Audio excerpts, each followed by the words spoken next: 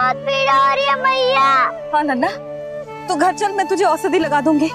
हल्दी का लेप लगाऊंगी ना, झट से ठीक हो जाएगा। चल चल।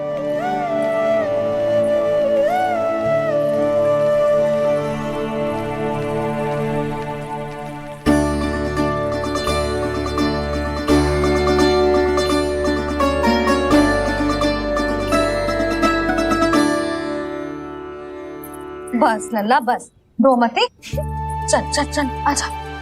अभी औषधि लगाऊंगी ना, तेरी सारी पीड़ा लुप्त हो जाएगी। आजा आजा, बैठ जा नन्ना। अभी आई मैं। हाँ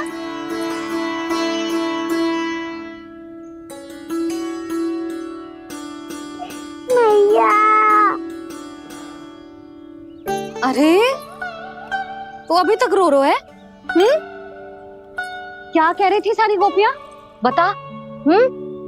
के मेरा लल्ला श्री नारायण का अवतार है, दिव्य है, भगवान है। और जब भगवान इतनी छोटी सी चोट पे रोते हैं क्या? इतनी तो लगी भी ना है तुझे जितना तो तू आ ऊ कर रो है।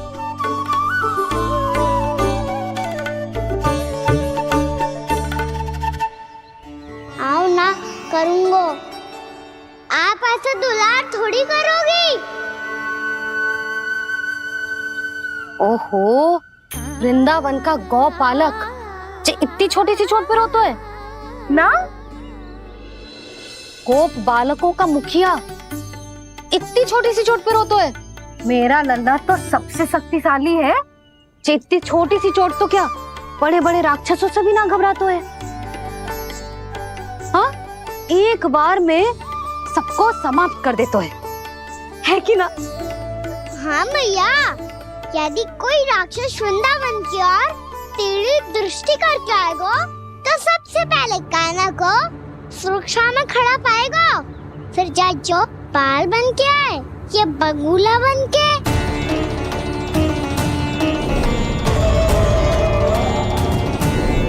ना लल्ला, सोचो भी मती।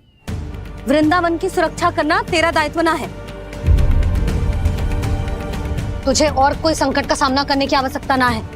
अभी तो मेरी पीड़िता का हरण कर रही थी, अचानक से क्या हो गया मैया को? कोई आवश्यकता ना है तुझे ऐसे संकटों का सामना करने की। आने दे आज तेरे बाबा को, सीधा सीधा बोल दूंगी। बहुत हो गए उनके तर्क वितर्क। मेरा फूल सा लल्ला वन में अकेले गौचारण के लिए ना जाएगो। आज बगुले ने निकल लियो, कल का छोर हो जाए तो? नारायण ना करे, कहीं कछु ऊंच नीच तुझे कछु हो जाए तो? मैं तो जीते जी मर जाऊंगी।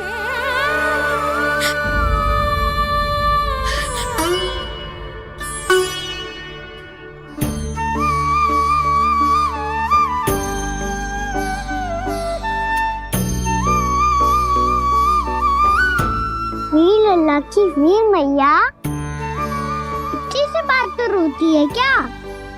क्या करूं कान्हा, तुझे ऐसे बार बार संकट के मुंह में जाते हुए ना देख सकती मैं। तो फिर मैया मैं वचन देता हूँ, आज के बाद मैं गौचारण के लिए तभी जाऊंगा जब आप आज्ञा दोगी। पक्का? छल ना करेगा ना मेरे साथ? मैंने कब छल करो मैया? अच्छा ठीक है, ना करूँगा छल। यदि आपसे पूछे बिना बाहर निकलो तो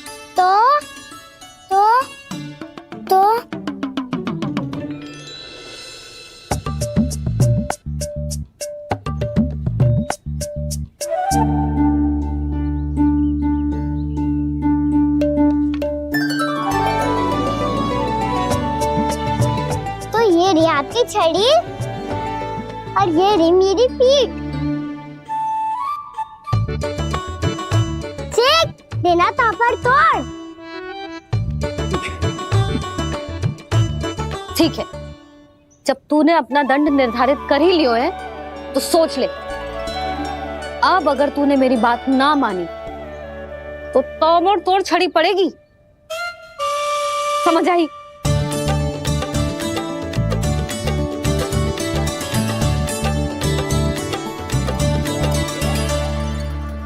अच्छा ही है कि कान्हा कुछ दिन घर ही रहे। राजवन में जो हुआ है अवश्य कंस ने ही करवाए हुए वो सब।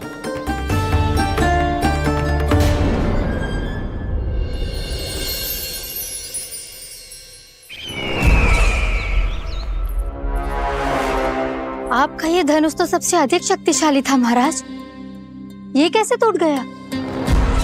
कहीं ये बकासुर की पराजय का संकेत तो?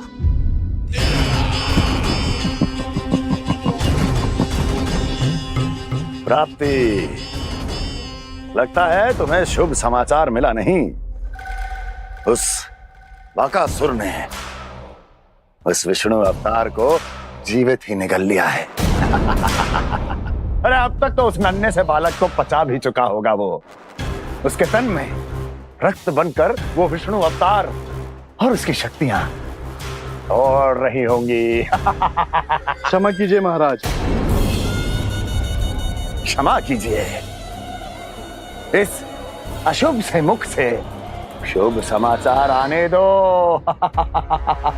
माथे के बल को ढीला करो, चेहरे पर मुस्कान लाओ और कहो, महाराज, वृंदावन में मातम फैल चुका है। मैं ऐसा ही करता महाराज, यदि सूचना सत्य होती तो।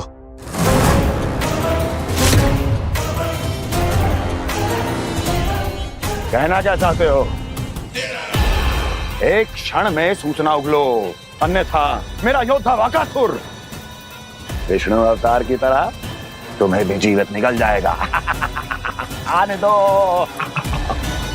बकासुर मारा गया महाराज, बकासुर मारा गया महाराज, बकासुर मारा गया। बकासुर मर चुका है? असंभव। असंभव। बकासुर ने उस बालक को निगल तो लिया था, पर उसकी सुरक्षा करने के लिए सभी देवता वहां प्रकट हो गए, पर फिर भी कोई बकासुर का सामना नहीं कर पाया। और फिर क्या हुआ? वो बालक स्वयं ही बकासुर के उदर से बाहर आ गया और उसकी चोंच तोड़कर उसकी हत्या कर दी।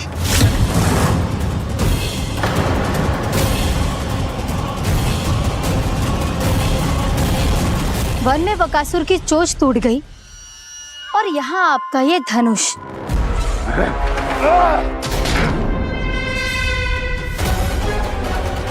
केवल नहीं टूटा तो आपका ये भ्रम महाराज। क्षमा कीजिएगा महाराज, आपका भ्रम टूटना आवश्यक है। आवश्यक है आपको यह आभास होना कि उस विष्णु अवतार को पराजित करने के लिए आपके साधारण योद्धाओं में वो सामर्थ्य नहीं है। अच्छा सर, उतना तृणावर्त, बकासुर, ये सब साधारण नहीं थे प्राप्ति, साधारण नहीं थे। फिर तो ये और भी अधिक चिंता का विषय है महाराज, क्योंकि इसका अर्थ तो यही हुआ कि वो विष्णु अवतार कुछ अधिक ही असाधारण है और उसका सामना करने के लिए और उसे मिट्टी में मिलाने के लिए आपको एक ऐसे अस्त्र की आवश्यकता है जो उसके सामने ना झुके और ना ही टूटे।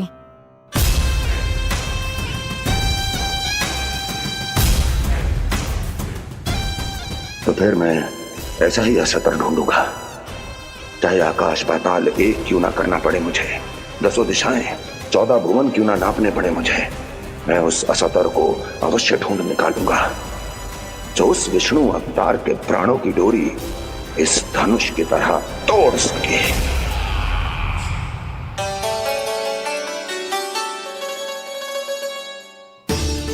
थैंक्स पापा, मैंने मैया को वचन दिया है कि जब तक नहीं चाहेंगी मैं वन नहीं जाऊंगा, इसलिए आप मुझे मारने के लिए कोई शक्तिशाली असुर ढूंढने में व्यस्त रहो। कुछ दिन तब तक मैं व्यस्त रहूंगा अपनी मैया की सेवा करने में।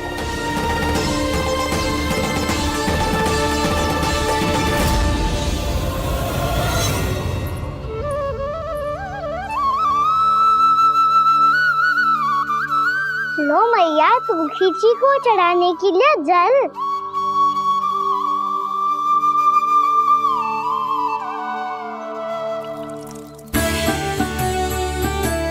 लो मैया और आटा।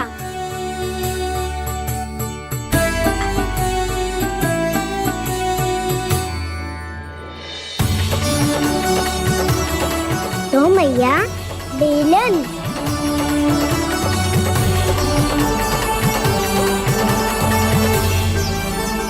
ले तनी खा ले। ओ मैया भूख ना लगी है। बिना भूख के खाने से क्या लाभ? और तेरा जब पेट तो कह रहा है कि उसे भोजन चाहिए। और लाभ कैसे ना है लल्ला? भोजन का लाभ है ना, तन को पोषण मिलेगो, स्वास्थ्य बनेगो, जे तेरी भुजाओं में शक्ति आ जाएगी ताऊ के जैसी, ताऊ से भी अधिक। तेरे जे केस भी लंबे हो जाएंगे। सच्ची मैया?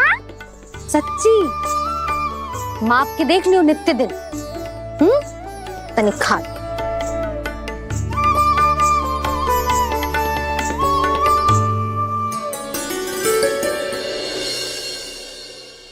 मान के मैया का कहना, छक के भोजन खाते हैं,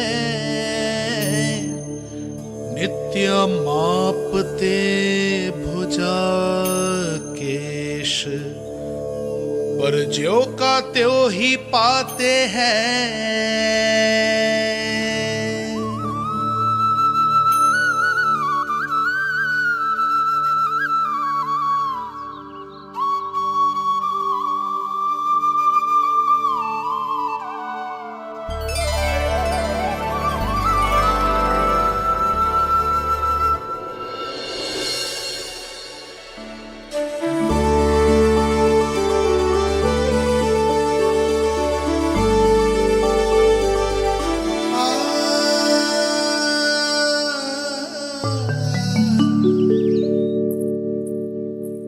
ले लल्ला फल खा ले।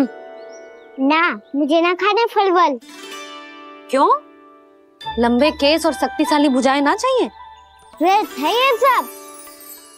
पिछले 10 दिनों से देख रहा हूँ, ना केस लंबे हुए हैं, ना भुजाएं शक्तिशाली बनी है। 10 दिन में का चुनाव होने वाला। 10 सप्ताह ऐसे खाएगो ना, तब जाके कछु बदलाव दिखेगो। समझ आई? चल अब खा ले। वैसे भी मुझे बहुत सारी तैयारियां करनी है आज। इसीलिए भैया एकादशी के व्रत के लिए लल्ला। सुनो जी, सारी सामग्री आ गई? हाँ, तुमने जो कही थी सब ले आए हूँ।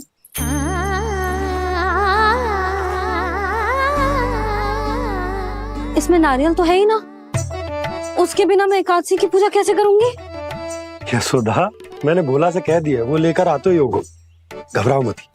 कैसे ना घबराओ जी, आपको पता है ना एकादशी का व्रत मेरे लिए कितना महत्वपूर्ण है। पतो है। अरे इसमें तो दिए भी ना है। दिए ना है? अब मैं अभी लेकर आता हूँ। आप रहने दो, मैं ही लेके आती हूँ।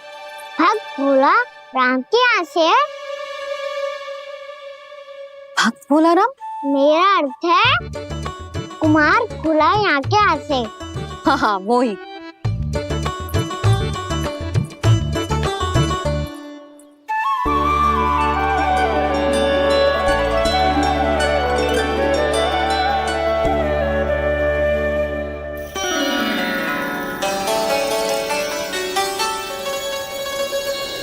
श्री हरि, श्री हरि, मेरे श्री हरि।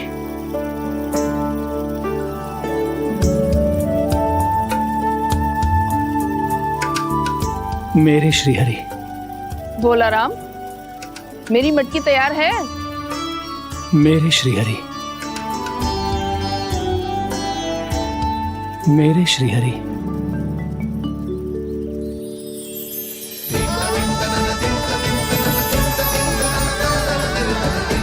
भोला राम,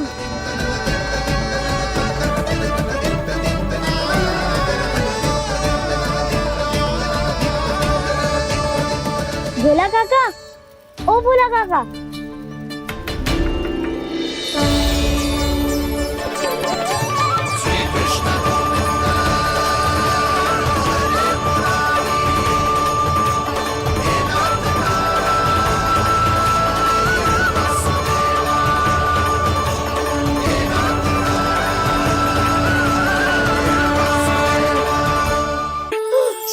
प्रसन्न हो गए। मेरे श्री हरि आ गए, मेरे भगवान आ गए, मेरे श्री हरि आ गए, मेरे भगवान आ गए, मेरे श्री हरि आ गए, मेरे भगवान आ गए, मेरे श्री हरि आ गए, मेरे भगवान आ गए, मेरे भगवान आ गए, मेरे घर मेरे भगवान आ गए।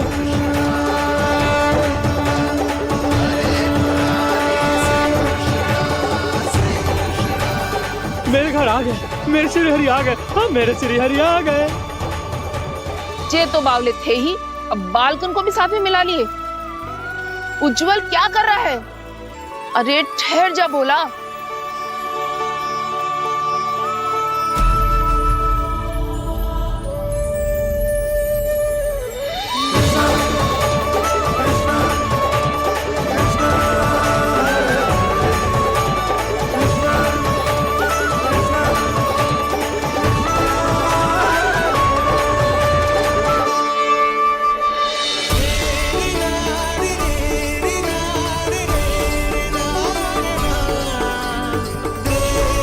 तो प्रेम से बुलाओ, आएंगे हरी भी।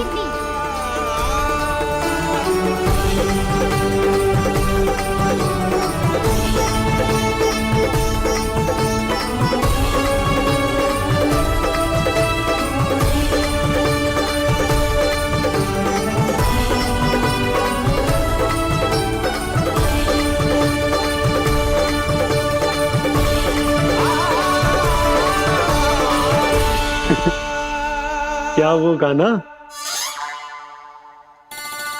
किसकी धुन में झूम रहा तू? निर्मल निशा भक्ति की धुन में।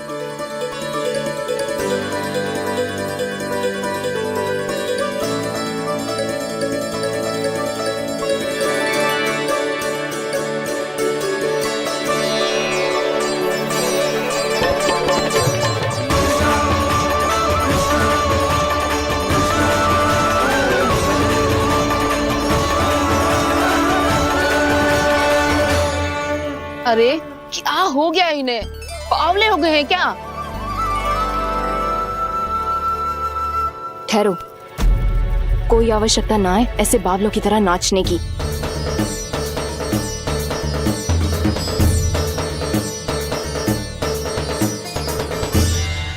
बावले ना है मौसी, भक्ति में रम गए। बस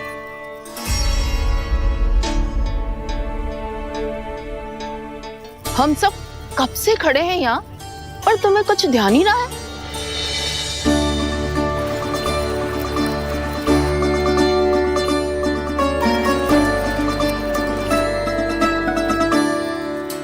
नाच गाने में ऐसे मगन हुए कि हमें देखा भी ना।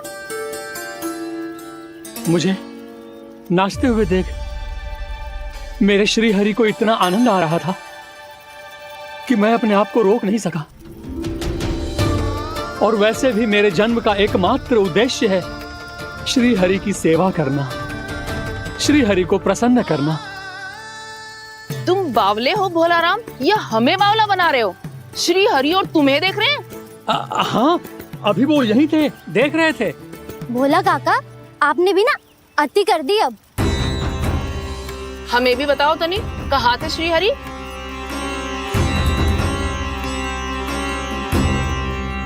ना जाने अपना उपहास करवाने में क्या आनंद आता है इन्हें। देखो, अब तुम सच मानो या झूठ, लेकिन हमरे श्री हरि यहीं थे, इसी चाक पर अभी। हाँ, लो सुन लो इस मूर्ख की बात। श्री हरि को और कोई स्थान ना मिलो जो इसके मिट्टी के चाक पे आकर बैठेंगे। श्री हरि को और कोई स्थान ना मिलो जो इसके मिट्टी के चाक पे आकर बैठेंगे। श्री हरि को और कोई स्थान ना मिलो जो इसके मिट्टी के चाक पे आकर बैठेंगे। जैसी मैया भैंसो ही लल्ला, दोनों का कुछ पता ही ना चलतो, कब किस बात पर प्रसन्न हो जाए और किस बात पर रुष्ट। अरे मैं भला असत्य क्यों बोलूंगा? अभी अभी यही थे श्री हरि। हाँ,